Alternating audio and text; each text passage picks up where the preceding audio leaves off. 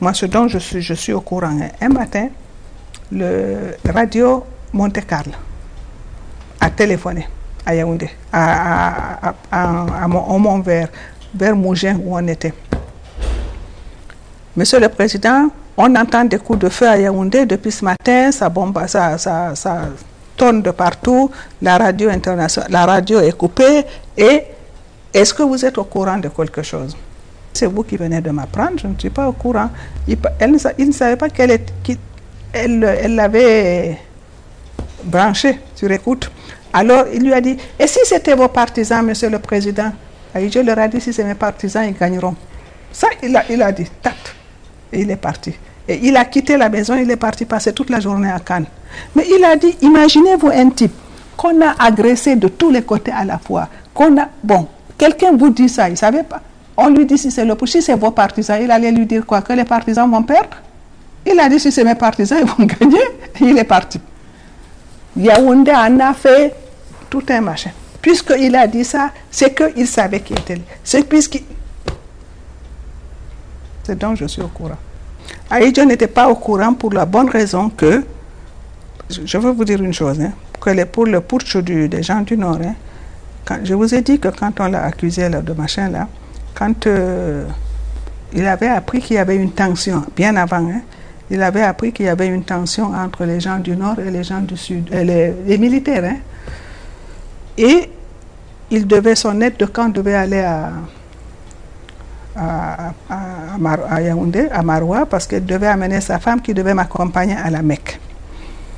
Et il paraît qu'il est venu me dire au revoir dans ma chambre. Il me dit, j'ai trouvé le président pas bien, il est très déprimé, ça ne va pas. J'ai dit, qu'est-ce qu'il vous a dit? Il me dit, vraiment, il m'a dit qu'il a entendu parler de la tension entre les militaires du Nord, les militaires du Sud. Et vous savez qu'Ahidjo avait... Sa phobie, c'était la division. Nord, Sud, Ouest, machin. Il avait fait une unité, il ne voulait pas que quelque chose vienne... Donc, il m'a dit que Bello Bouba était Premier ministre encore à l'époque. Quand j'irai au Nord, que je vois mes collègues donc militaires, et que je leur demande, mais d'où vient cette tension? Pourquoi il y a une tension entre les gens du Nord et les gens du Sud? Je lui ai dit, commandant, n'y allez pas.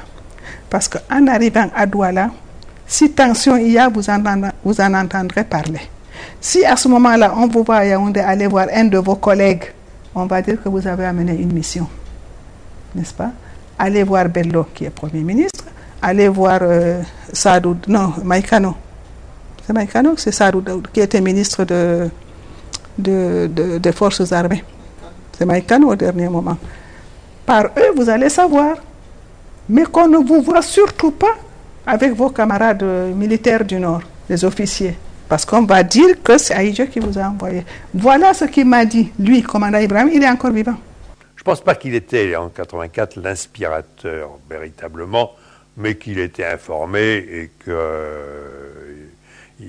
attendait que ça se passe, il espérait que ça se passerait bien. Disons, à peu près, je ne suis pas loin de la vérité en disant ça. Il n'était pas l'auteur du putsch, mais il ne l'a pas désavoué. Et si le putsch avait réussi, il en aurait été content. Et d'ailleurs, il l'a dit de façon imprudente, parce que ça a servi contre lui. Je n'y suis pour rien, mais si ce sont mes amis, je souhaite qu'ils réussissent. Alors ça, c'était une façon, on a compris, je l'ai commandité, je veux la réussite. Non, il ne l'a pas commandité, mais il n'aurait pas désavoué. Pas désavoué parce que, à son avis, le Cameroun allait mal.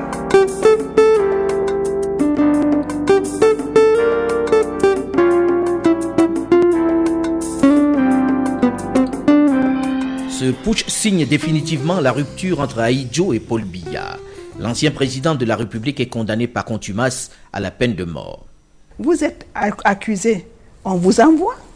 Je pense qu'un accusé a quand même le droit de savoir de quoi il est accusé et de préparer sa défense. Pas à 6000 km.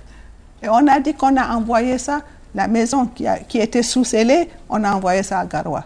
Alors qu'on savait qu'on était à Yaoundé, puisqu'on avait tout le staff camerounais ici, on avait nos militaires, on avait les serviteurs, on avait la garde et tout ça.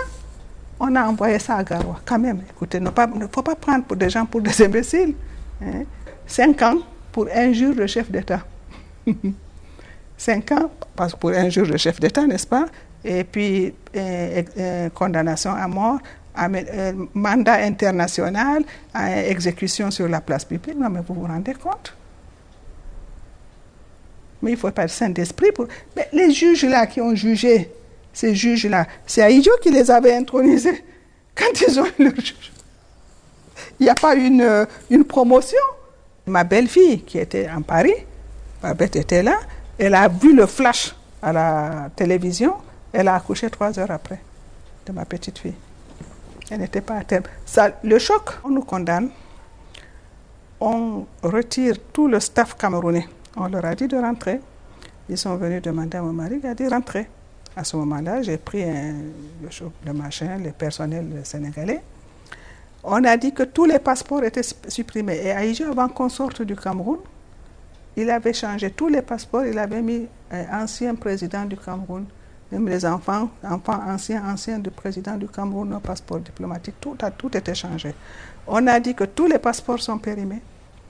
Mes enfants que vous voyez là, Babette était à Paris, elle faisait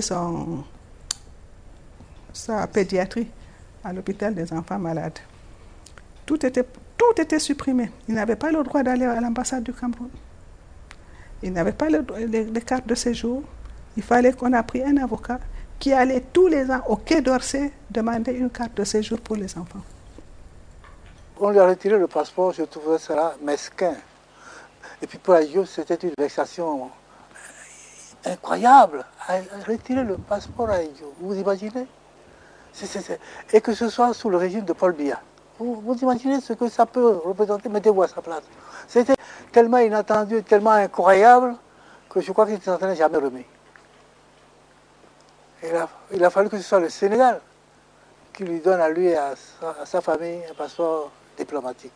Après la condamnation à mort du président Amadou Ahidjo, ses biens vont être confisqués un peu partout sur le territoire national. Ceux de son épouse Germaine également. L'ancien président est aussi accusé de détournement de fonds colossaux.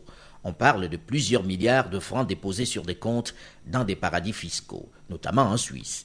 Les journaux font largement écho de cette information aux rumeurs.